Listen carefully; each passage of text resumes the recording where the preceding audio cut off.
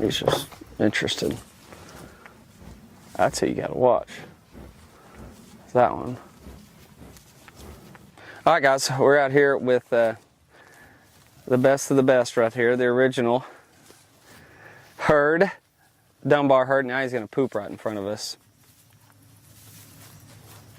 I guess that's how he feels about us, actually. Thanks, Dunbar.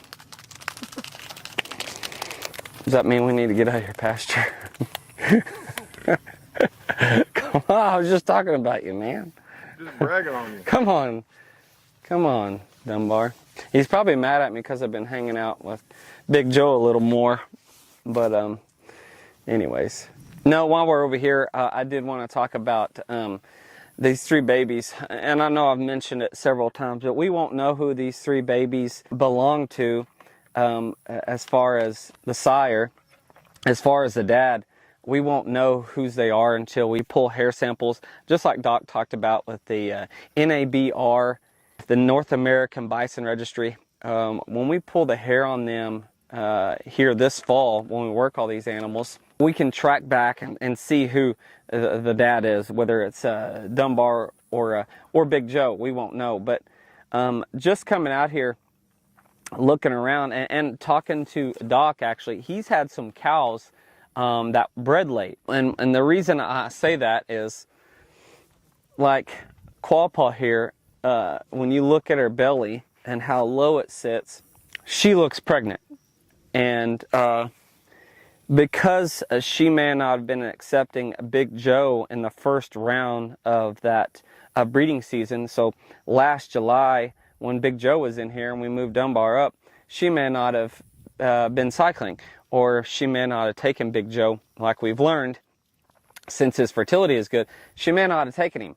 And so now, because she looks pregnant, it makes me think, well, maybe she came in heat later, and then he possibly bred her, because she sort of looks pregnant to me, and her woman parts are showing some signs of being pregnant.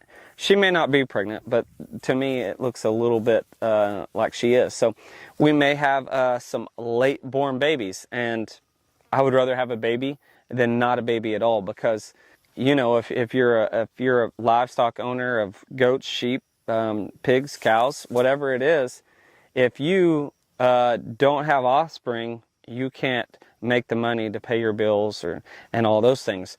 So the fact that we only have 3 out here is frustrating, and we've learned that he is fertile, Big Joe is fertile, but I've learned that through Doc that some of these cows just may not accept them. And then I've done some research since then and paid attention to some other things where even in Yellowstone, cows sometimes don't take the bull or dominant bull.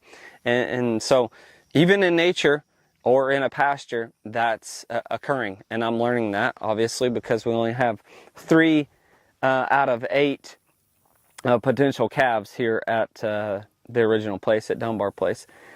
So I don't know, it's just all a learning curve for us, and we just have to learn from it and grow. But the good thing is that Big Joe is fertile, so we're glad that is happening. But they're all doing great. I still have the feeder out here. Still got the green bulk feeder. Just trying to help keep them flushed or keep them healthy. One, it's super dry. You can see there's not a lot left out here. Kevin's been putting out hay for them, and the feed helps during these dry conditions to keep these animals healthy. And unfortunately, we do have to put out hay right now for the Big Joe herd and for the Dunbar herd. And so Kevin's been helping out over here and doing a lot for me since I've been hustling with the fence at the Ponderosa.